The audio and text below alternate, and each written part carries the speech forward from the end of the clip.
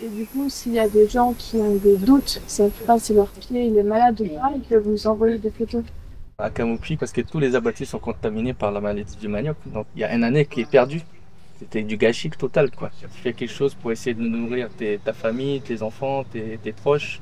C'est tout le travail en rien. C'est la nourriture de base ici à Camopi. C'est ce qu'on consomme tous les jours. Et chaque nourriture, c'est accompagné avec tout ce qui vient de la transformation de manioc, quoi. C'est perdu, quoi. C'est malheureux.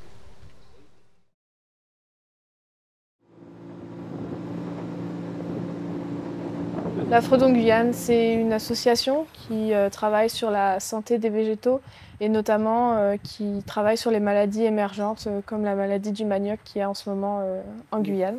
Ouais, lui, il est malade depuis longtemps. C'est difficile de savoir exactement quand la maladie a émergé. On a des attestations dans un rapport de la Chambre d'agriculture de Maripasoula de symptômes qui commençaient à ressembler à ceux de la maladie déjà en 2021.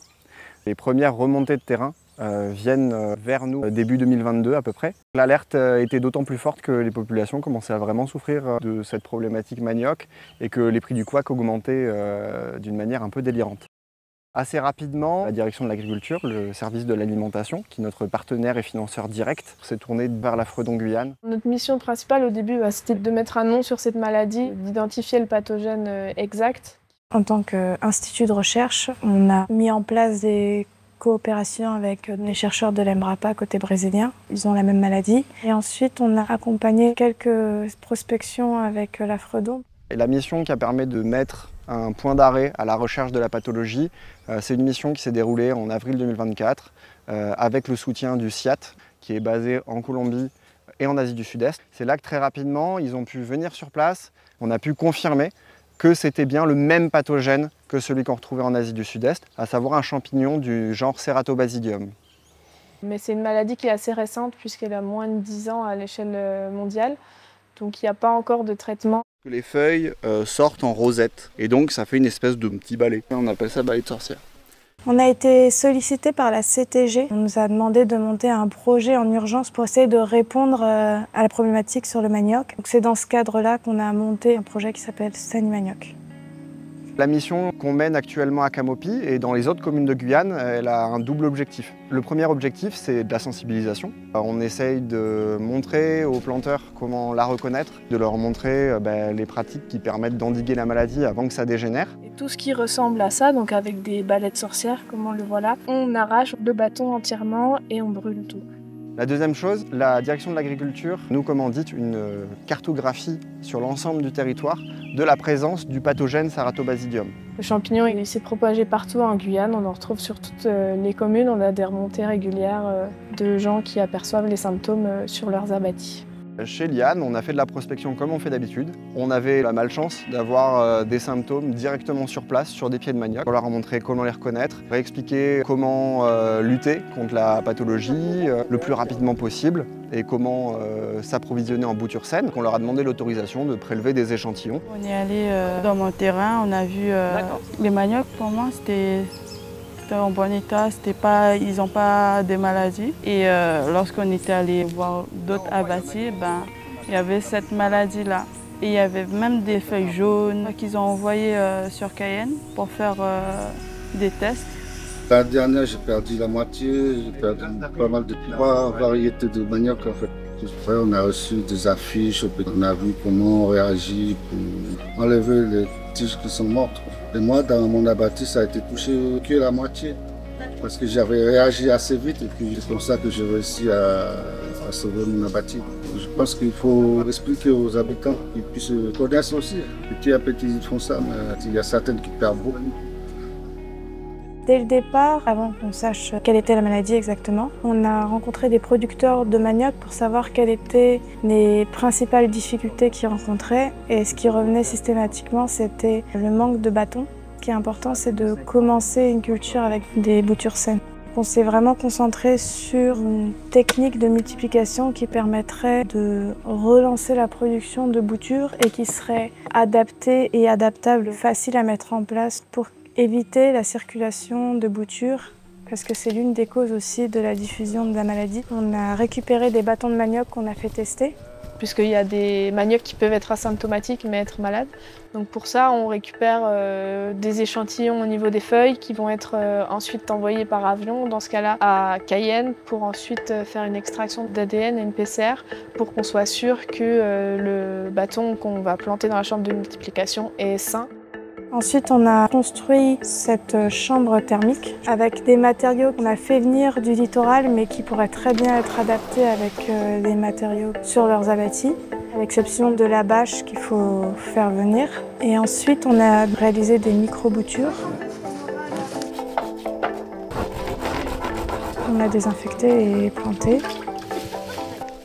On augmente le taux de multiplication parce qu'on coupe des petites boutures de 2 nœuds alors que normalement une bouture traditionnelle il y a une dizaine de nœuds, ce qui va nous donner un plan. Normalement avec 2 pieds on fait entre 12 et 14 boutures. Là on espère avoir plus d'une centaine.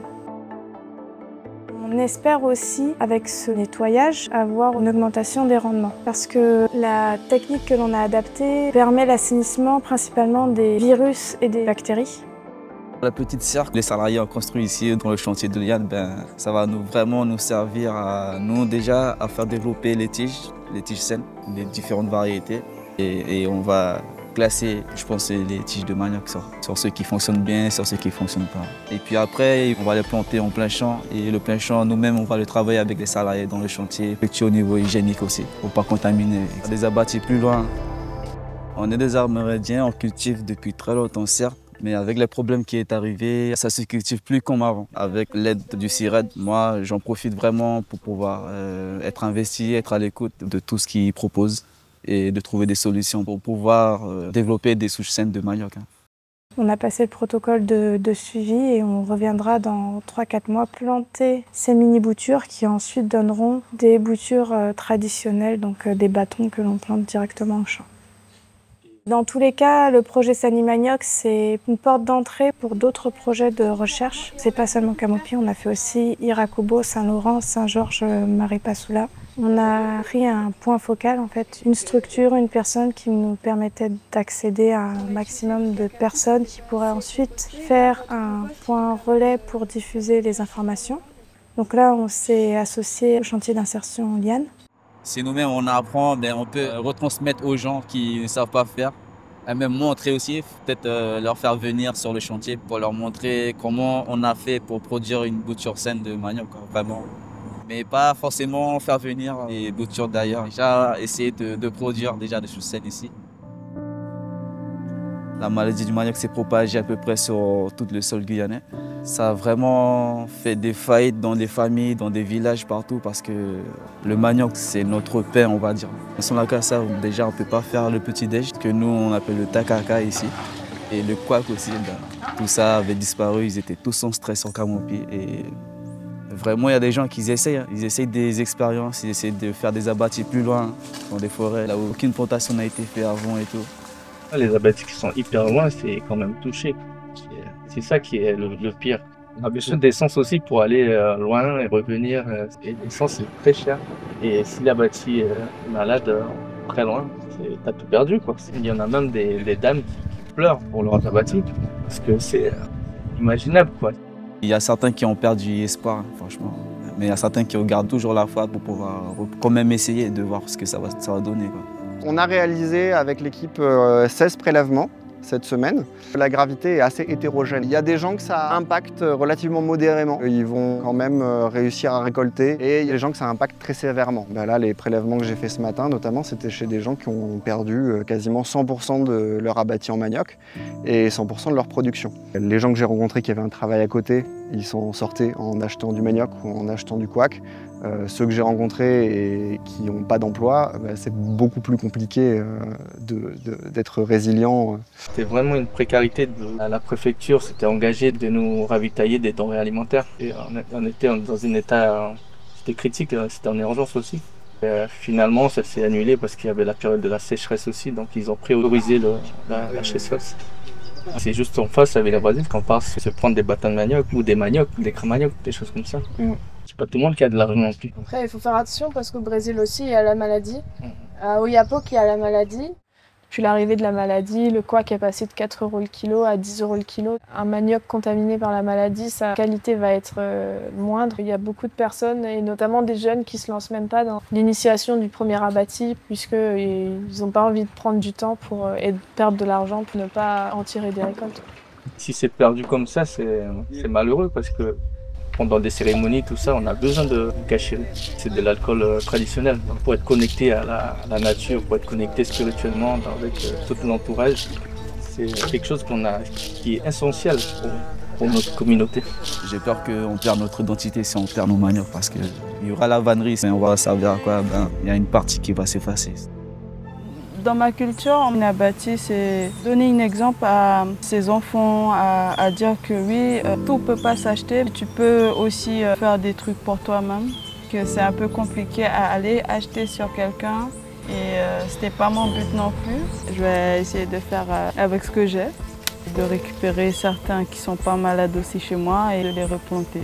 Et de partager avec les personnes qui sont autour de moi.